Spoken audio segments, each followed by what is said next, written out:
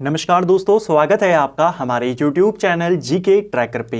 देखिए फ्रेंड्स, आज के वीडियो में हम बात करेंगे जो हमारी एक सीरीज है टॉप जीके एमसीक्यू सीरीज, और इस सीरीज की आज हम 110वीं क्लास यहाँ पे कवर करेंगे।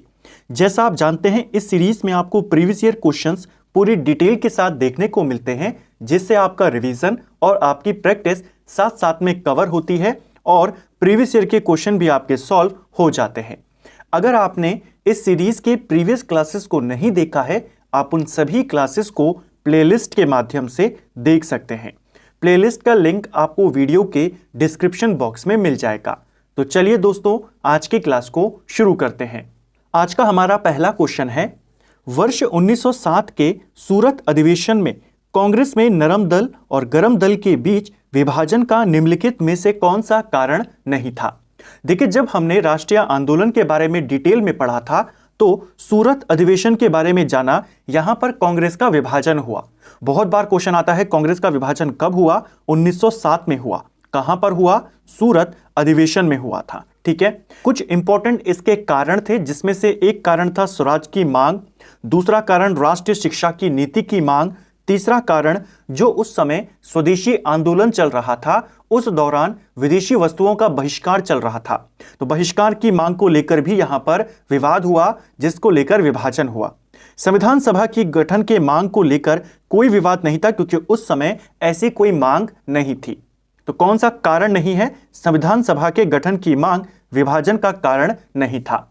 इस चीज को आपने याद करना है। ठीक है, बहिष्कार की मांग, जो नरम दल के नेता थे वो चाहते थे जो बहिष्कार किया जाए वो सिर्फ विदेशी वस्तुओं का किया जाए, जबकि जो गरम दल के नेता थे वो चाहते थे सभी चीजों का बहिष्कार किया जाए, चाहे विदेशी वस्तुएं हो, सरकारी नौकरियां हो या फिर सेवाएं हो, सबका बहिष्कार हो। ठीक है, इसके अलावा स्वदेशी आंदोलन के स्वरूप को लेकर यह भी एक कारण था विभाजन का, और अध्यक्ष का पद। सबसे इंपॉर्टेंट जो कारण था विभाजन का, वो अध्यक्ष का पद था।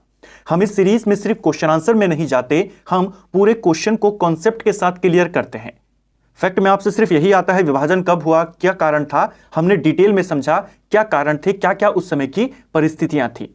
अध्यक्ष पद को लेकर ये यहां पर इन दोनों में विवाद था। जो नरम दल के नेता थे वो रास बिहारी घोष को अध्यक्ष बनाना चाहते थे, गरम दल के नेता बाल गंगाधर तिलक को अध्यक्ष बनाना चाहते थे, और इसको लेकर भी यहां पर विवाद हुआ था। ठीक है, और विवाद इतना ज्यादा बढ़ा था कि यहां पर मारपीट होने लगी थी। सूरत विभाजन को कांग्रेस की जो एनी बेसेंट थी, उन्होंने काला दिवस कहा। तो क्वेश्चन आएगा, इसको ध्यान रखेंगे। ठीक है, जो उस समय वॉइसरॉय था भारत का मिंटो ने सूरत विभाजन पर एक स्टेटमेंट दिया। मिंटो ने कहा, सूरत में कांग्रेस का पतन हमारी सबसे बड़ी जीत है। ये किसने कहा है? मिंटो ने कहा है, जो उस समय वॉइसरॉय था। एक क्वेश्चन के साथ इतने सारे तथ्यों को देखा, उसके पीछे की कहानी को, ताकि आपको क्वेश्चन अब हमेशा के लिए याद रहे, आपको रटने की आवश्यकता नहीं पड़ेगी। नेक्स्ट है, विजयनगर के शासक कृष्णदेव राय ने गोलकुंडा का युद्ध किस राज्य के साथ लड़ा था? देखिए, गोलकुंडा का युद्ध कृष्णदेव राय और गोलकुंडा जो राज्य था इनके बीच हुआ था। गोलकुंडा राज्य की बात करें, जब बहमनी साम्राज्य का विघटन हुआ, 5 स्वतंत्र राज्यों में वो टूटा, उन्हीं में से एक था गोलकुंडा। गोलकुंडा का जो संस्थापक था उसका नाम था कुली कुतुब शाह। ठीक है, 1512 के आसपास ये गोलकुंडा की स्थापना करता है, और इसी कुली कुतुब शाह के साथ विजयनगर के राजा कृष्णदेव राय का युद्ध होता है, जिसे गोलकुंडा का युद्ध कहते हैं। कुली कुतुब शाह इसका आंसर हो जाएगा। ठीक है, क्वेश्चन आता है, कुली कुतुब शाह किस वंश का संस्थापक था? तो यह कुतुब शाही वंश का संस्थापक था, जिसने गोलकुंडा पर शासन किया। बहमनी साम्राज्य और उससे कौन कौन से साम्राज्य अलग हुए, कौन कौन साम्राज्य का विलय मुगल साम्राज्य में हुआ, किसने किस पर अधिकार किया, डिटेल में बहमनी साम्राज्य की क्लास में हमने जाना था। एक इंपॉर्टेंट क्वेश्चन नोट कर लीजिएगा, इंपॉर्टेंट वर्ष है 1687। 1687 में गोलकुंडा का विलय मुगल साम्राज्य में औरंगजेब ने कर दिया था। ठीक है, नेक्स्ट है, काकतीय वंश का संस्थापक कौन था? देखिए, काकतीय वंश की बात करते हैं। काकतीय वंश आपके वारंगल क्षेत्र पर शासन करता था। वारंगल क्षेत्र आपका आज का जो आंध्र तेलंगाना वाला इलाका है, हैदराबाद के आसपास का इलाका, वहां पर पड़ता था। इस काकतीय वंश में एक महिला शासक हुई जो काफी ज्यादा प्रसिद्ध हुई, जिनका नाम था रुद्रमा देवी। ये पेपर में आता है कि प्रसिद्ध महिला शासिका रुद्रमा देवी किस वंश की हैं। ये आपके काकतीय वंश की हैं और यह वंश वारंगल पर शासन करता था। इस वंश का संस्थापक बीटा प्रथम था। ऑप्शन सी सही आंसर होगा। तो रुद्रमा देवी को लेकर क्वेश्चन आता है, वारंगल पर कौन शासन कर रहा था, इसकी वर्तमान लोकेशन क्या है और वंश का नाम क्या है। एक साथ इतने सारे क्वेश्चन, और इस वंश का संस्थापक बीटा प्रथम था। अगर आपसे क्वेश्चन आए काकतीय वंश का सबसे प्रतापी राजा कौन था, तब आप गणपति का नाम बताएंगे। इस वंश का संस्थापक बीटा प्रथम था, लेकिन इस वंश का सबसे प्रतापी राजा गणपति था। इसी गणपति की पुत्री का नाम था रुद्रमा देवी, जिन्होंने रुद्रदेव महाराज के नाम से शासन किया। ठीक है, नेक्स्ट है, भारतीय उच्चायुक्त के पद का किस अधिनियम से सृजन हुआ था। यानी जो इंडियन हाई कमिश्नर का पद था, इसे कब सृजित किया गया। ये लंदन में बैठता था और इसका पद भारत सरकार अधिनियम यहां पर होगा, अधिनियम 1919 के तहत इसे सृजित किया गया। ठीक है, ऑप्शन बी सही उत्तर होगा। जो 1919 का अधिनियम है, इसे मॉन्टेग्यू चेम्सफोर्ड सुधार के नाम से भी जाना जाता है। नेक्स्ट है, 1927 में महाराष्ट्र में महाड़ सत्याग्रह किसने आरंभ किया था। तो महाड़ सत्याग्रह, पहला क्वेश्चन, कब शुरू हुआ। 1927 में हुआ, और कहां हुआ, महाराष्ट्र में हुआ, और इसका नेतृत्व या इसकी शुरुआत डॉक्टर भीमराव अंबेडकर के द्वारा करी गई। इनको लेकर भी बहुत सारे क्वेश्चन आते हैं। काफी महत्वपूर्ण ये सत्याग्रह था, महाड़ सत्याग्रह। इस सत्याग्रह को चावदार कथा सत्याग्रह के नाम से भी जाना जाता है, जिसका नेतृत्व भीमराव अंबेडकर ने किया था। ठीक है, इस सत्याग्रह के तहत जो महाराष्ट्र के अंदर महाड़ क्षेत्र पड़ता है, वर्तमान का रायगढ़ का जो आपका इलाका है, वहां पर अछूतों को एक सार्वजनिक टैंक से पानी पीने की अनुमति दी गई थी। ठीक है, और महाड़ क्षेत्र में चला, इसीलिए इसे महाड़ सत्याग्रह कहा जाता है। ठीक है, 20 मार्च 1927 को हुआ था। 20 मार्च को इसीलिए भारत में सामाजिक अधिकारिता दिवस के रूप में मनाया जाता है। ठीक है, तो महाड़ सत्याग्रह किसके साथ जुड़ा हुआ, एक नया क्वेश्चन है, नॉर्मल बुक्स में आपको नहीं मिलता है। प्रीवियस ईयर के क्वेश्चन से ही आपको ऐसे क्वेश्चंस के आइडिया मिलते हैं। ठीक है, नेक्स्ट है, सिंधु नदी तंत्र में शामिल नदियों का उत्तर से दक्षिण की ओर सही क्रम क्या है। देखिए, सिंधु नदी तंत्र के बारे में भी हमने डिटेल में जाना था ज्योग्राफी की डिटेल सीरीज में। उसमें हमने सिंधु नदी तंत्र की सभी सहायक नदियों को देखा, कौन सी नदी कहां से आती है और कहां पर सिंधु नदी से मिलती है। सिंधु नदी की जो 5 सहायक नदी है, उन्हें पंचनद के नाम से जाना जाता है। आपको उनका उत्तर से दक्षिण की ओर क्रम पूछा गया है, यानी जो ऊपर से लेकर नीचे को आपने ऐसे में उनको लगाना है। सबसे पहले अगर हम उत्तर में बात करें, झेलम नदी है, फिर देखेंगे चेनाब नदी है, फिर आपकी रावी नदी है, और फिर आपकी सतलज नदी है। जैसा आप इस डायग्राम के माध्यम से देख सकते हैं, जब हमने सिंधु नदी तंत्र को देखा था, सबसे ऊपर झेलम, फिर चेनाब, फिर रावी, और फिर आपकी सतलज। सही क्रम क्या हो जाएगा, झेलम, चेनाब, रावी, सतलज। ऑप्शन सी सही उत्तर यहां पर होगा। ठीक है, नेक्स्ट है, निम्नलिखित में से किसे चलकोलिथिक युग भी कहा जाता है। चलकोलिथिक युग नहीं होगा, चारकोलिथिक युग होगा। यह कहा जाता है ताम्रपाषाण युग को। कहीं पर चलकोलिथिक लिखा है, कहीं पर चालकोलिथिक लिखा है, ये दोनों नाम एक ही हैं।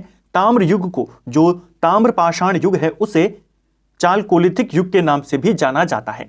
बहुत बार ये क्वेश्चन पेपर में आया है कि ताम्रपाषाण युग का एक अन्य नाम क्या है, तो आप कहेंगे चालकोलिथिक युग। नेक्स्ट है, गौतम बुद्ध को एक देवता का स्थान किस राजा के शासनकाल में प्राप्त हुआ था। देखिए, महात्मा बुद्ध को शुरुआत में एक महापुरुष के तौर पर माना जाता था। ठीक है, जो इनके द्वारा मूल रूप से बौद्ध धर्म स्थापित किया गया, उसमें भी इन्हें एक महापुरुष के तौर पर ही पूजा जाता था। इनके द्वारा जो मूल बौद्ध धर्म था, उसका विभाजन हो जाता है, 2 शाखाओं में वो बट जाता है। एक आती है आपकी महायान शाखा और एक आती है आपकी हीनयान शाखा। क्वेश्चन आता है, महात्मा बुद्ध के द्वारा स्थापित मूल बौद्ध धर्म कौन सा है, तो वो है आपका हीनयान शाखा वाला। दोनों में बेसिक डिफरेंस क्या है, दोनों में बेसिक डिफरेंस ये है, जो हीनयान शाखा है, ये महात्मा बुद्ध को महापुरुष के तौर पर मानते हैं। महायान शाखा महात्मा बुद्ध को देवता के रूप में मानते हैं। ठीक है, हीनयान मूर्ति पूजा में विश्वास नहीं करता, महायान शाखा मूर्ति पूजा में विश्वास करता है। ठीक है, ये इनमें बेसिक डिफरेंस है। अब आपको यह पता होना चाहिए इसमें यह विभाजन कब हुआ। हम पढ़ते हैं चौथी बौद्ध संगति जो हुई थी कनिष्क के काल में, कुंडलवन कश्मीर में हुई थी, उसमें महायान और हिनायन का यहां पर उदय हुआ। तो महायान यहां पर आई है कनिष्क के काल में, जो उनको देवता मानती है। तो ऑप्शन सी इसका सही आंसर हो जाएगा। कनिष्क के काल में महात्मा बुद्ध को महापुरुष से देवता के रूप में यहां पर माने जाने लगा। हालांकि हिनयान वाले उनको महापुरुष ही मानते थे। एक क्वेश्चन और आता है, इन दोनों में से मूल शाखा कौन है? हमने कहा हिनयान है, ठीक है। क्वेश्चन आता है कनिष्क किस शाखा का अनुयायी था? तो महात्मा बुद्ध की जितनी मूर्तियां बननी शुरू हुई वो कनिष्क के काल में, कुषाण काल में बननी शुरू हुई। तो सीधा सीधा आंसर करेंगे कनिष्क जो था वो महायान शाखा का अनुयायी था, ठीक है।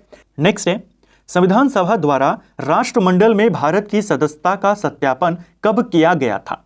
देखिए, संविधान सभा ने राष्ट्रमंडल में भारत की सदस्यता को स्वीकार किया था मई 1949 में। आपको महीने सहित डेट सहित पूछा जाता है, इसमें तिथि आपको ज्यादा नहीं आती, आप केवल महीने को याद कर लीजिए। मई 1949 में राष्ट्रमंडल में भारत की सदस्यता की पुष्टि करी थी संविधान सभा ने। संविधान सभा ने केवल संविधान नहीं बनाया था, इसके अलावा उन्होंने भारत को राष्ट्रमंडल का सदस्य बनाया मई 1949 में। भारत का राष्ट्रीय ध्वज जो तिरंगा है उसको स्वीकार किया 22 जुलाई 1947 को, यह भी संविधान सभा का किया गया काम था। जो हमारे नेशनल एंथम है और जो हमारे नेशनल गीत हैं, राष्ट्रगीत और राष्ट्रगान, उनको भी स्वीकार किया था 24 जनवरी 1950 को। यह सब किसने किया था? संविधान सभा ने। हमारे देश के जो पहले राष्ट्रपति थे डॉक्टर राजेंद्र प्रसाद, उनका चयन भी संविधान सभा के द्वारा किया गया था, ठीक है। नेक्स्ट है, महाद्वीपों एवं महासागरों के वितरण से संबंधित महाद्वीपीय विस्थापन सिद्धांत किस वैज्ञानिक के द्वारा प्रतिपादित किया गया? सिंपल सा क्वेश्चन, महाद्वीपीय विस्थापन सिद्धांत किसने दिया है? यह सिद्धांत अल्फ्रेड वेगनर के द्वारा दिया गया है। ऑप्शन सी सही आंसर होगा। अल्फ्रेड वेगनर की बात करें, यह आपका जर्मनी का काफी प्रसिद्ध वैज्ञानिक है। 1912 में इसने इस सिद्धांत को दिया जिसे महाद्वीपीय विस्थापन सिद्धांत कहा जाता है, ठीक है। इसने कहा जो कार्बोनिफेरस युग था उससे पहले सभी जो भूखंड हैं इस धरती पर आपस में जुड़े हुए थे। सिर्फ एक ही भूखंड था, एक ही महाद्वीप था जिसका नाम था पेंजिया महाद्वीप, ठीक है। कार्बोनिफेरस युग में यह पेंजिया महाद्वीप टूटना शुरू होता है और दो महाद्वीपों में टूटता है, जिसमें आपका एक बनता है अंगारा लैंड जिसे लॉरेशिया कहा गया और एक बनता है गोंडवाना लैंड। इसी गोंडवाना लैंड से दक्षिण अमेरिका, अफ्रीका महाद्वीप, भारतीय उपमहाद्वीप, ऑस्ट्रेलिया, अंटार्कटिका, ये आज के महाद्वीप बने। क्वेश्चन आपने देखा होगा कि भारत या भारतीय उपमहाद्वीप पहले किसका पार्ट था? तो गोंडवाना लैंड का पार्ट था। और जो अंगारा लैंड था उसमें से आपका उत्तरी अमेरिका बना, यूरोप बना, और भारतीय उपमहाद्वीप को छोड़कर पूरा एशिया वो अंगारा लैंड का पार्ट था, ठीक है। और ग्रीनलैंड ये भी अंगारा लैंड से बने। तो इसको भी आपने याद करना है। महाद्वीपीय विस्थापन सिद्धांत किसने दिया है? वेगनर ने दिया है। जो एक महाद्वीप था उसका नाम क्या था? पेंजिया। वो दो में टूटा, फिर उससे वर्तमान के सारे महाद्वीप बने, ठीक है। जो हमारी ज्योग्राफी की घटना चक्र वाली सीरीज थी एमसीक्यू की, प्रीवियस ईयर क्वेश्चंस की, उसमें हमने इसको डिटेल में समझा था। नेक्स्ट है, किस दर पर भारतीय रिजर्व बैंक वाणिज्य बैंकों से धन उधार लेता है? देखिए, उधार लेने की बात करी गई है। आरबीआई पैसा लेगा बैंकों से, तो किस दर पर लेगा? आरबीआई रिवर्स रेपो दर पर पैसा लेता है। ऑप्शन सी सही आंसर होगा। जब बैंक को आरबीआई पैसा देता है, लोन पर देता है, उधार देता है, तो वो दो रेट होते हैं, एक होता है बैंक रेट, एक होता है रेपो रेट। बैंक रेट पर जब कोई बैंक आरबीआई से उधार लेगा वो दीर्घकालिक लोन होता है, ठीक है। अगर उसे अल्प अवधि के लिए लोन चाहिए वो रेपो रेट पर लेगा, और अगर आरबीआई को कम समय के लिए उधार चाहिए तो वो रिवर्स रेपो रेट पर लेके। बैंक दर और रेपो रेट लगभग काम एक ही करते हैं। दोनों में आरबीआई पैसा उधार देगा बैंकों को, लेकिन बैंक रेट पर वो लंबे समय के लिए देगा और रेपो रेट पर वो कम समय के लिए देगा, और रिवर्स रेपो रेट पर आरबीआई उधार लेगा, ठीक है। नेक्स्ट है, निम्न में से कौन सा वेद वेद त्रय का हिस्सा नहीं है? देखिए, वेद त्रय हमारे ऋग्वेद, सामवेद और यजुर्वेद, इन तीनों का समूह कहलाता है वेद त्रय। इसमें अथर्ववेद को शामिल नहीं किया जाता। ऑप्शन सी इसका सही आंसर हो जाएगा। क्वेश्चन आता है वेद शब्द का शाब्दिक अर्थ क्या है? वेद का अर्थ होता है ज्ञान। ठीक है, वेदों को संकलित किसने किया? वेदों को संकलित करने का श्रेय वेद व्यास को जाता है। ठीक है, इसके अलावा तीन वेदों को, इन तीनों को तो वेद त्रयी कहते हैं। चारों वेदों के समूह को क्या कहा जाता है? चारों वेदों के समूह को संहिता कहा जाता है। इसको भी ध्यान रखेंगे। ठीक है, इन्हीं वेदों के ऊपर कुछ टीकाएं लिखी गई हैं और उन टीकाओं को ब्राह्मण ग्रंथ कहा जाता है। ठीक है, न्यायपूर्ण वितरण एवं समानता के साथ विकास किस पंचवर्षीय योजना की सर्वोच्च प्राथमिकता थी? तो न्यायपूर्ण वितरण और समानता के साथ विकास यह किस पंचवर्षीय योजना में था? यह आपके 9वीं पंचवर्षीय योजना का उद्देश्य था। सामाजिक न्याय और समानता के साथ आर्थिक विकास, प्रॉपर ये था। 9वीं पंचवर्षीय योजना की बात करें तो 1997 से लेकर 2002 तक इसका टाइम पीरियड था और यह इस उद्देश्य पर बेस्ड थी। ठीक है, जो 10वीं पंचवर्षीय योजना थी उसका भी उद्देश्य लगभग यही था। उसमें गरीबी और बेरोजगारी को समाप्त करना भी जोड़ दिया गया था और अगले 10 वर्षों में प्रति व्यक्ति आय को दोगुना करना भी जोड़ दिया गया था। ठीक है, नेक्स्ट है, किस सदन में अध्यक्ष उस सदन का सदस्य नहीं होता है? तो कौन सा सदन है जिसमें अध्यक्ष उस सदन का सदस्य नहीं होता? यह है आपका राज्यसभा। देखिए, राज्यसभा में जो अध्यक्ष होते हैं उन्हें सभापति कहा जाता है और राज्यसभा का सभापति जो होता है वो भारत का उपराष्ट्रपति होता है। और हम जानते हैं राष्ट्रपति उपराष्ट्रपति किसी सदन के सदस्य नहीं होते। ठीक है, विधान परिषद भी राज्यसभा के जैसे ही एक सदन है। विधान परिषद का चुनाव भी राज्यसभा के सिलेक्शन जो सदस्य हैं उन्हीं के जैसे होता है, विधानसभा के सदस्य करते हैं। फर्क सिर्फ इतना है, विधान परिषद का जो अध्यक्ष होता है वो उसी सदन का सदस्य होता है, राज्यसभा का अध्यक्ष उसका सदस्य नहीं होता। ठीक है, नेक्स्ट है, भारतीय रेलवे में विविध संस्कृति के लोगों को एक साथ लाकर भारत के स्वतंत्रता संग्राम में योगदान दिया। जो इंडियन रेलवे है इसने अलग अलग संस्कृति के लोगों को एक साथ लाई और स्वतंत्रता संग्राम में इसने योगदान दिया। किसका स्टेटमेंट है? यह स्टेटमेंट महात्मा गांधी का है। ऑप्शन बी सही उत्तर हो जाएगा। भारत में राज्यसभा के सदस्यों का निर्वाचन की व्यवस्था निम्नलिखित में से किस देश से संबंधित है?